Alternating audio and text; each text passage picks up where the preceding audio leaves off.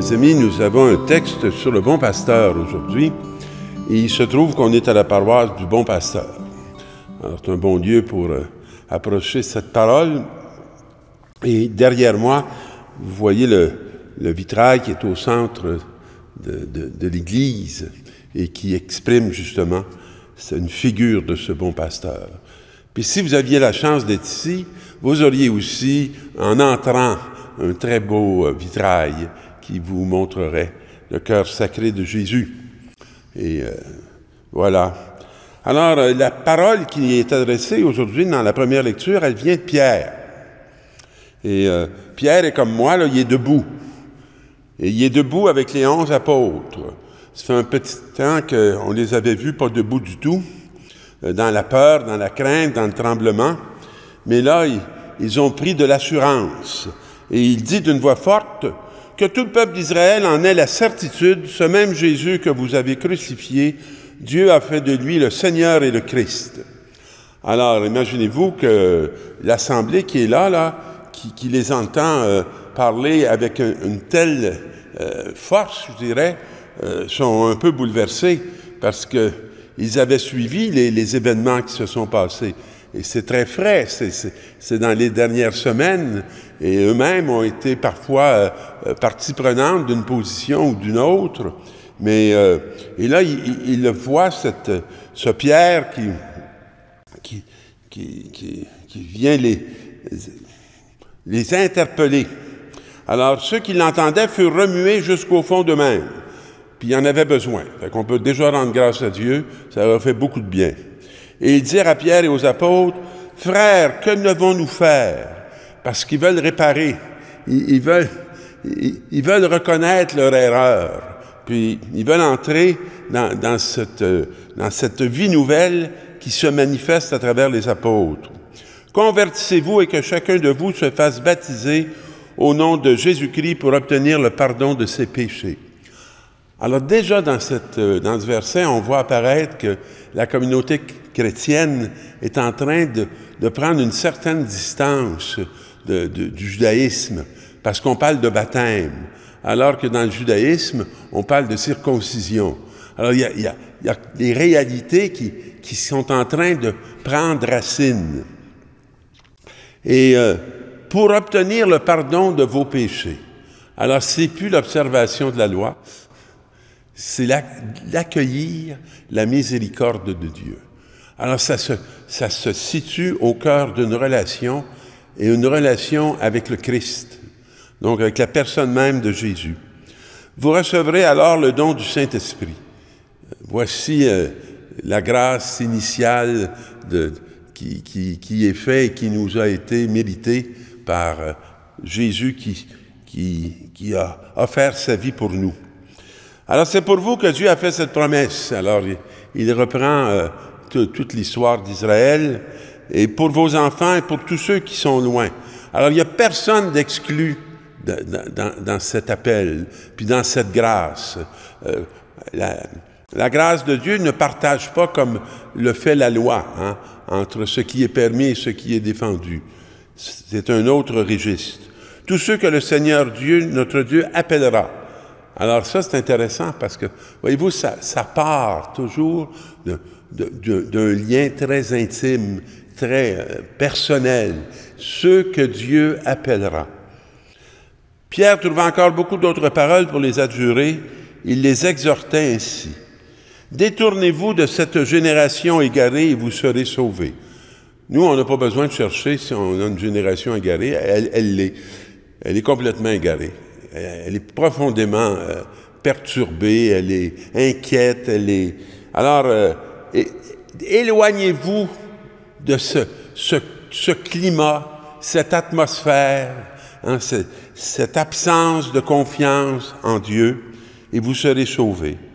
Alors, ceux qui avaient accueilli la parole de Pierre se firent baptiser, et la communauté augmenta ce jour-là d'environ 3000 personnes.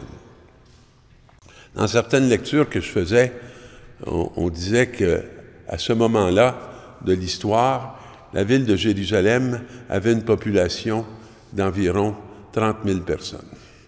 Alors, 3 000 personnes, c'est le 1/10 de la population de Jérusalem qui va adhérer à cette annonce de la bonne nouvelle. Alors, on peut dire que c'était quelque chose d'important.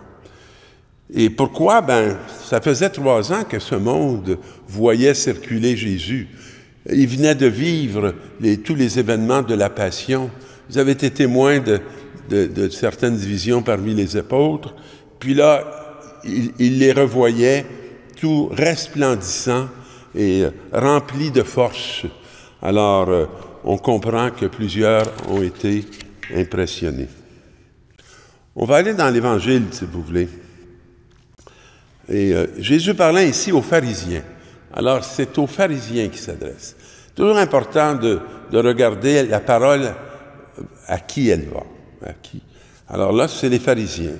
Amen, amen, je vous le dis, celui qui entre dans la bergerie sans passer par la porte, mais qui escalade par un autre endroit, celui-là est un voleur et un bandit. Celui qui entre par la porte, c'est lui le pasteur. Et le berger, des brebis. Et le portier lui ouvre et les brebis écoutent sa voix. Pour comprendre là, cette image que Jésus est en train d'employer, il faut connaître un peu les mœurs des bergers d'Orient. Et les bergers d'Orient, le soir, certains entre eux s'entendaient pour amener dans un point précis leur troupeau et qu'ils laissaient à un des leurs pour la veille de la nuit. Et donc, ils se levaient le lendemain, puis ils venaient chercher leur troupeau pour la journée, pour les emmener vers les pâturages. Et évidemment, le berger qui était à l'intérieur des murs, qui gardait et qui contenait tous ces agneaux, en entendant la voix de ses collègues, ouvrait la porte sans aucune difficulté. Mais pendant la nuit, ceux qui voulaient avoir accès au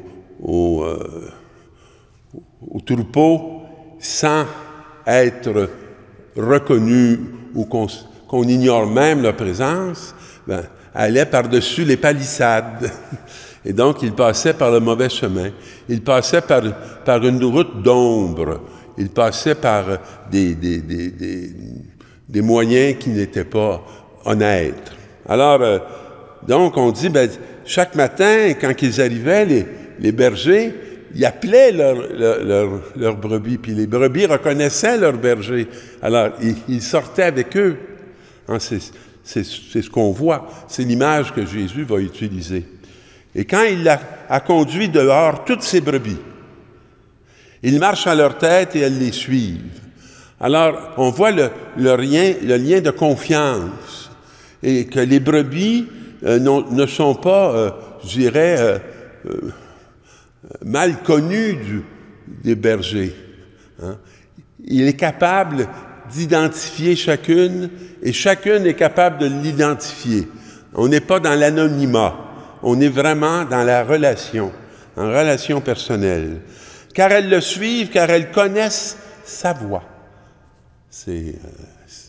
Vous savez qu'on dit que souvent les personnes qui sont atteintes d'Alzheimer, la dernière chose qu'ils oublient de quelqu'un, c'est sa voix. Sa voix.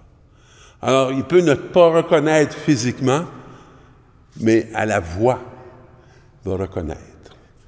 Alors, excusez, car elles connaissent sa voix. Jamais elles ne suivront un inconnu. C'est intéressant ce que Jésus est en train de dire aux pharisiens. Elles s'enfuiront loin de lui, car elles ne reconnaissent pas la voix des inconnus. Et pour être reconnu, par sa voix, il faut avoir une relation et une communication bien établie.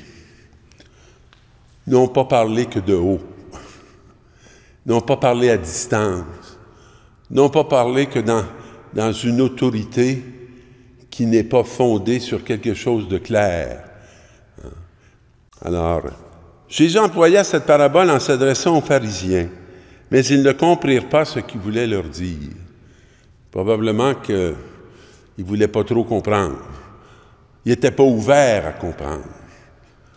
Ils n'étaient pas disposés à reconnaître Jésus, parce qu'ils étaient bien préoccupés à ce qu'un pouvoir ne leur échappe pas. Et Jésus était une menace. Alors, ce qu'il était pour eux, il ne l'était pas nécessairement pour les foules. Il était une espérance, d'une ouverture à une vie nouvelle, à un monde nouveau, à un royaume. Alors, c'est pourquoi Jésus reprit la parole. « Amen, amen, je vous le dis, je suis la porte des brebis. » Intéressant, hein? « Je suis, nom de Dieu, je suis la porte des brebis. » Si quelqu'un entre en passant par moi, il sera sauvé. Donc, il n'escaladera pas là, des palissades pour trouver les biens du royaume sans entrer par la porte du royaume, sans entrer dans cette imitation de Jésus. Et il sera sauvé. Il pourra aller et venir et il trouvera un pâturage. Donc, il peut entrer et sortir. Il n'est pas captif, il n'est pas enfermé. Et le voleur ne vient que pour voler, égorger et détruire, parce qu'il vient pour lui. Il ne vient pas pour les brebis. Moi, je suis venu pour que les hommes aient la vie, pour qu'ils l'aient en abondance. Beaucoup d'idolâtrie dans notre monde. On pense que l'argent peut faire beaucoup de choses pour qu'on soit vivant, mais on ne sait pas qu'elle peut faire beaucoup pour qu'on soit mort, même si on est plein d'argent. On ne sait plus si les gens viennent nous voir pour notre argent ou s'ils viennent nous voir pour nous. Alors, le Seigneur, ce qu'il nous propose, ce n'est pas une vie de misère. Ce n'est pas une petite vie sans grandeur, mais il vient pour qu'on ait la vie et la vie en abondance. Je nous souhaite que l'on ne se détourne pas de cette vie qui est possible dès maintenant pour nous enfermer dans une illusion qui nous mène qu'à la tristesse et à la désolation. Bonne Pâques encore, Christ est ressuscité et que nous en soyons, qu'il soit notre joie. Alléluia.